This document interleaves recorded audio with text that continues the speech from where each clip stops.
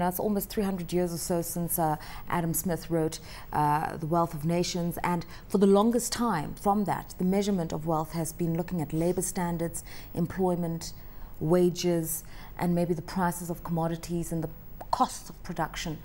Is that still an accurate way of measuring the wealth of a nation?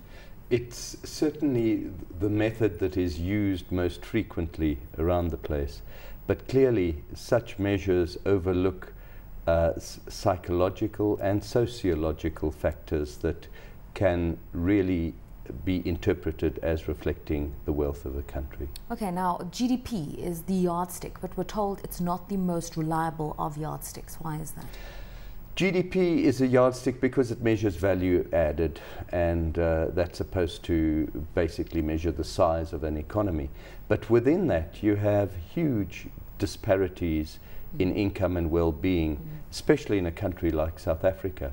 And you can clearly see, you don't have to look very far, that there are some sections of society that are extremely wealthy, on a par with first world countries overseas, and other sections of society that are really struggling and commensurate with the poorest of the poor around the world. I think a lot of emerging market leaders, or leaders in emerging markets, are grappling with these social inequalities. It's also something that Brazil's often lamenting, is high growth but grave inequalities. The rich get richer and the poor get poorer. And this is the situation in South Africa. What leads to these discrepancies? I think the biggest contributor to these discrepancies is education and skills development. Because especially in today's world, since the advent of huge advances in information technology, we have seen that those people with skills who are able to use technology are able to improve their income potential, whereas those who do not have skills get left way behind.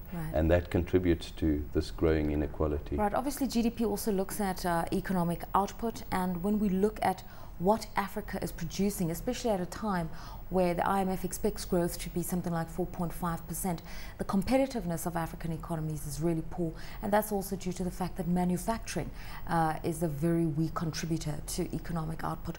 What can be done to really boost the industrial competitiveness of African economies across the board? Well, undoubtedly, going back to the previous issue, skills and education is absolutely vital, and the lack of relative skills development and education in Africa compared with the rest of the world lies at the heart of why it lags behind. Obviously, there are many other factors that go hand in hand with skills and development, such as infrastructure, transport, aspects like that impede the ability to spread the benefits of any wealth. Because right now, Africa is benefiting from a huge commodity price boom, but it's not able to translate that into real value added that would be measured in GDP sufficiently across the board, because its people have to import skills from abroad to help develop their economies further. Kobe, let's bring you into this conversation at this stage. I mean, the differentials between rich and poor are high,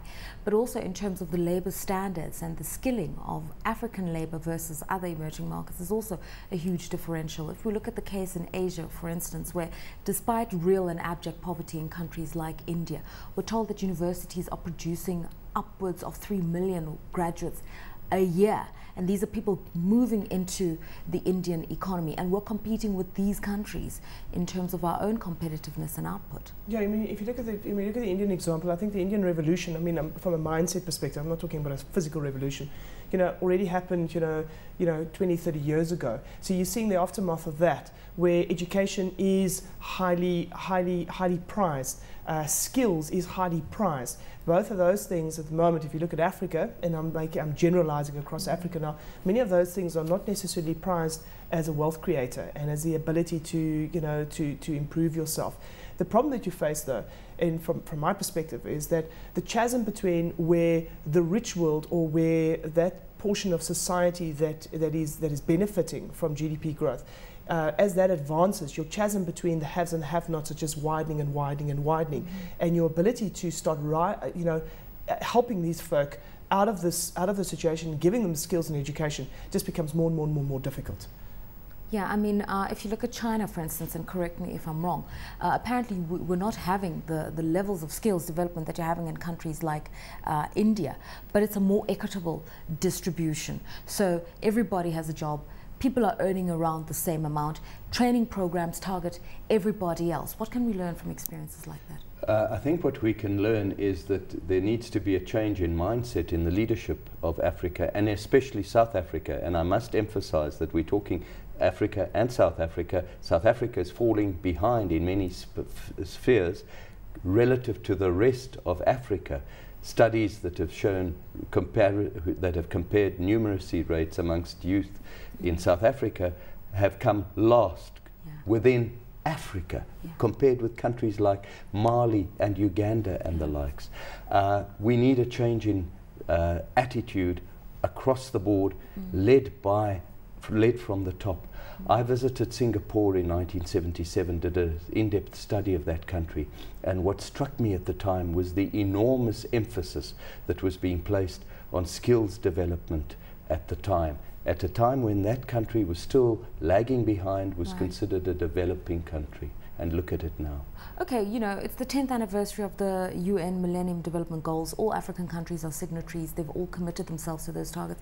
Unfortunately, we're falling short all across Africa. We won't meet the first phase in 2015 of the targets. But nonetheless, in terms of the mindset, African leaders have prioritized education, have prioritized gender equality, have prioritized poverty alleviation, sanitation and housing, all the human development factors that advance somebody's growth. They've committed themselves to it, but it's in getting it done that's where the bottlenecks are. They're bureaucratic, it's infrastructure-wise. How can we get around that? Well, one again needs to come back to a change in mindset and the appropriate leadership to actually overcome those.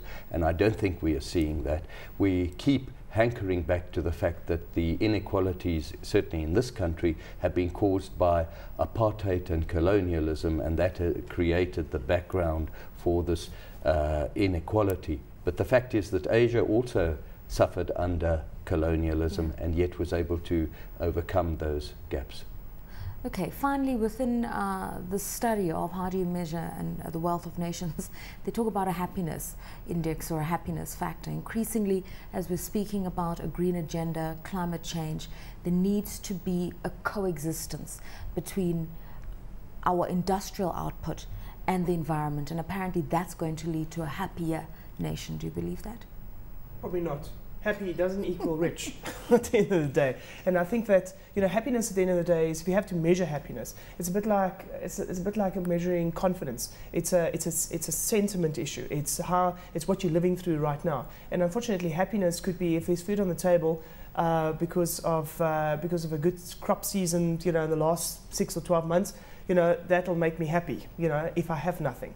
So I don't believe that's potentially the way to measure something like this. Okay, and just a final input, do you think that the green agenda has a direct impact on the well-being of nations? Yes, it does. I do believe that, but I think it's a long shot, if you know what I mean.